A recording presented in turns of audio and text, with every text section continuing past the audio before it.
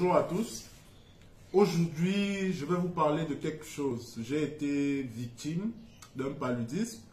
En fait, parfois, on passe le temps, nous les médecins, on passe le temps à dire monsieur, madame, il faut prendre soin il faut prendre soin de vous, il faut faire des bilans de santé, il faut vous préoccuper de votre santé. Il n'y a rien de plus important que la santé. Ça, c'est une phrase qui se dit tout le temps et partout.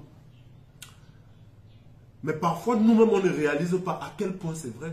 Je vais vous dire, il y a de cela 3 mois, j'ai été victime d'un paludisme. En fait, j'étais chez moi un soir, j'ai eu des maux de tête, j'ai eu une fièvre, j'étais fatigué, ce qu'on appelle une asthénie très intense. Il était peut-être 18 heures.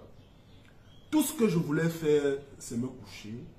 J'avais la paresse de me lever, de faire quoi que ce soit. Pas d'appétit. Vraiment des douleurs partout. Et je me disais, waouh, pourquoi je suis dans ce mauvais état? Qu'est-ce qui m'arrive? Pourquoi je dois être comme ça? J'ai commencé à comprendre l'importance d'être en bonne santé. Parce qu'en fait, on pense que quand on est en bonne santé, on est en état neutre. Alors que quand on est en bonne santé, vraiment, c'est extrêmement important. C'est une grâce. Donc, je me suis dit, waouh, pourquoi je suis dans cet état? Et vous savez, quand on a le paludisme, fréquemment, on reconnaît déjà comment ça fait dans le corps. Donc, c'est une valeur diagnostique importante, c'est un critère diagnostique. Quand le patient vous dit, j'ai la sensation que c'est le paludisme. Parce que généralement, quand vous avez un paludisme, tous les 6 mois ou bien tous les 1 an, quand ça vient, vous reconnaissez. Donc, moi, j'avais cette sensation-là que non, ça doit être le paludisme. Et puis, tout ce que je pouvais faire, c'était de prendre mon téléphone et d'appeler un personnel de santé. Étant donné que je suis médecin, je connais plusieurs médecins, je connais plusieurs infirmières. Donc j'ai appelé, on est venu me prélever, on a fait le test rapidement, on a vu que c'était un paludisme grave et également on m'a mis sous traitement à la maison. C'était vraiment très rapide. Le lendemain déjà, je me sentais très bien. Je me suis posé la question, comment font toutes ces personnes qui ont le palud, qui sont à la maison ou qui ont une fièvre, qui sont dans le même état et qui ne sont pas du corps? Quel est leur état d'esprit? Sachant que non, il faut se lever pour aller à l'hôpital. Il faut faire un effort. Il faut appeler sa femme. Il faut appeler les enfants. Il faut chercher une voiture qui va leur transporter. Je me suis rendu compte qu'il y a un grand problème. Je me suis rendu compte que lorsqu'on n'est pas du corps, on n'a pas cette facilité-là. Je me suis demandé comment font ces personnes qui sont âgées, handicapées, qui ont même des maladies, qui ont des séquelles.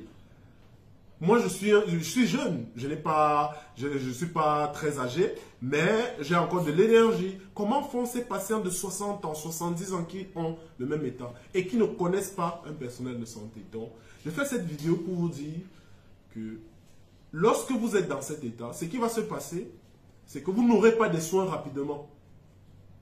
La maladie va évoluer et le traitement sera plus long. Vous allez avoir une plus longue convalescence. Et chez certains enfants, même, il y a des décès. Le paludisme tue. Il suffit de faire un tour à la cantine, vous allez voir. Surtout que les enfants arrivent à l'hôpital déjà dans un stade tardif. Il n'y a plus de sang, il faut transfuser seulement. Allez, vous allez voir. Parce que les enfants arrivent tard. Ce n'est pas le système de santé qui n'est pas bon, mais c'est que les patients arrivent tard à l'hôpital. Donc, je viens avec cette vidéo vous proposer des solutions. Si vous avez déjà un jour consulté dans un hôpital, le secret, c'est qu'il faut garder le numéro d'un personnel de santé avec lequel vous avez une affinité. Vous pouvez l'appeler tout le temps si vous avez un problème médical. Si vous avez un médecin, il faut tout faire pour que ce soit votre médecin de famille.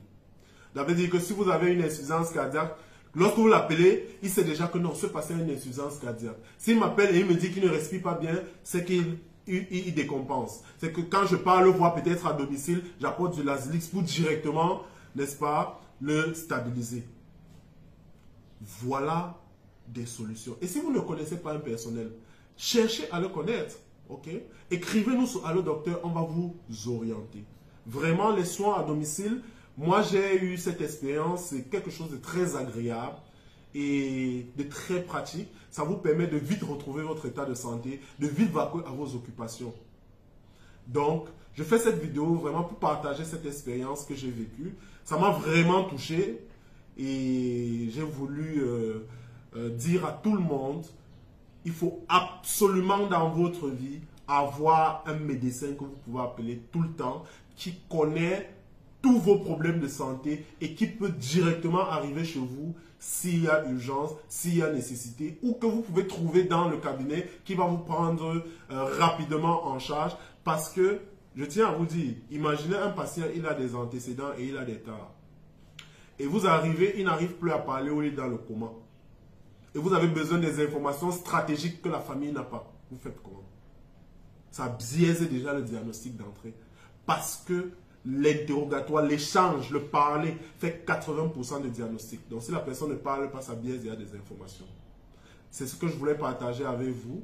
Et j'espère que vous allez tout faire pour avoir un personnel de santé que vous connaissez, avec lequel vous avez une affinité. Allô docteur, je vous dis à bientôt.